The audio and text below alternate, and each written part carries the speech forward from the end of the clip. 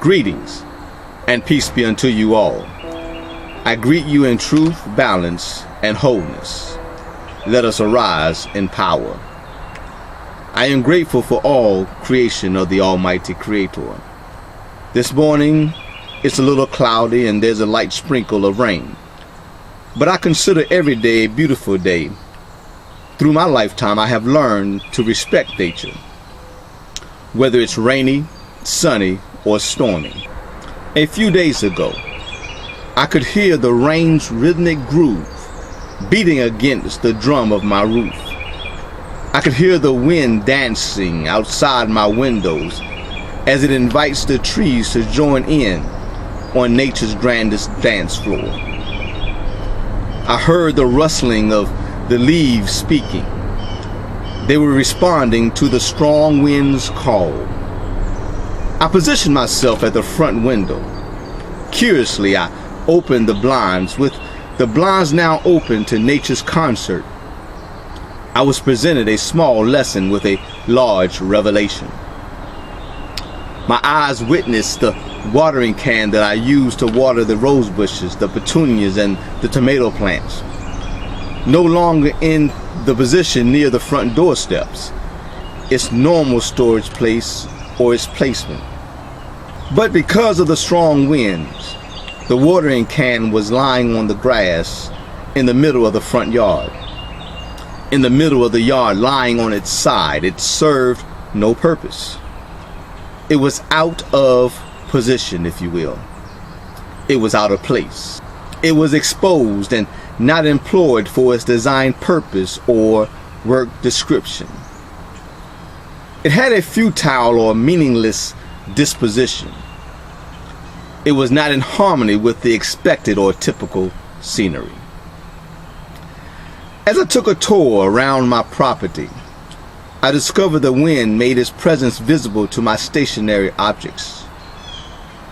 These objects became the objective of my purpose for this moment in this construct we call time. I had to make steps to put things back in order. The fence was wide open. The chairs were turned over, some facing down, others on their sides. One was on his back. The garden flags were askewed and tangled, wrapped around the frame that had been designed to give it an elegant appearance. The tarp covering the deck furniture had the straps ripped from where it was secure in place, and the potted tomato plants resembled the placement or the displacement of the watering can that was in the grass in the middle of the front yard, lying on its side, out of position, out of place, exposed, but not employed for its description, not in harmony with its expected or typical scenery. In this small lesson, not only did I observe, but I had to participate in the practical application.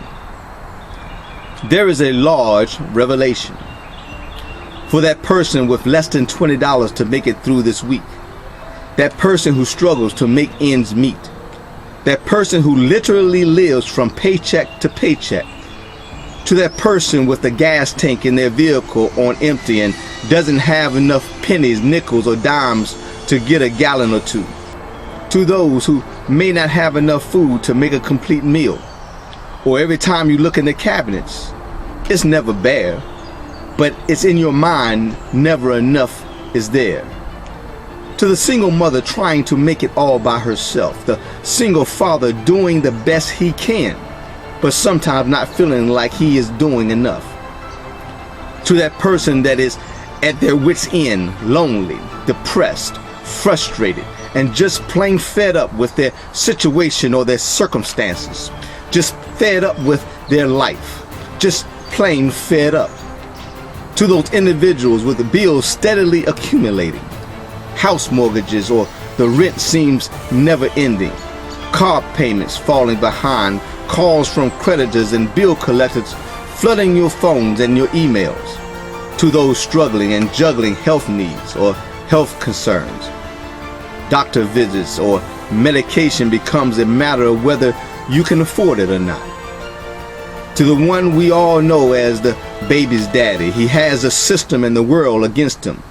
To the baby's mama, who has a system in the world subjugated to their will and to their plans for their life. To the husband, the wife, the partner, or the significant other who is on the borderline of committing the ultimate breach. To those who are about to pack up your bags and walk, tired of being a slave to your own home.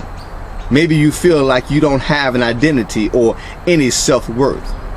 To those who feel like their life does not matter, or they feel like they do not contribute in any way. To those who may feel they're not appreciated, there is a large revelation. Just pick up the pieces and start putting things back in place. Just pick up the pieces and start putting things back in order. As you survey the scenery of your life, make preparation to restoration. I'll say that again. As you survey the scenery of your life, make preparation to restoration. The restoring of order, or the reestablishment of things you had established, starts with the first step. Take a step into bringing harmony, order, balance, and truth into your life. There is an African proverb that says, if you wish to move the mountain tomorrow, you must start by lifting stones today. Martin Luther King Jr. is quoted to have said, take the first steps in faith. You don't have to see the whole staircase or stairway. Just take the first step. There's a common saying within churches and many faith-based communities. Take one step towards God, and He takes 2 steps towards you. I used to hear it sometimes another way. If you take 1 step, He will take 2. Beloved, will you take that step? You may have strong winds in your life. You, your home, your relationships, your finances may not be in order or in the order you hoped it to be. How do you answer the wind in your life? May I submit to you, answer the wind by taking the first step. Remember, life doesn't happen to us. Life happens through us. Until next time, peace and bright moments.